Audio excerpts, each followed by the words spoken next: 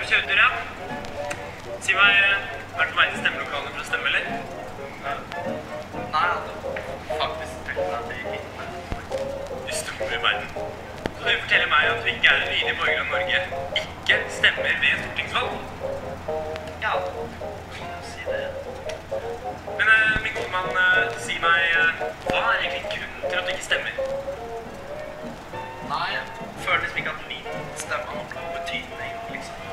Jeg har bare en. Men det Torstein ikke vet, er at hans stemme teller like mye som alle andres. Og det er jo det som er så fint med demokratiet her i Norge. Eller hva, Torstein? Ja, nå har jeg lært.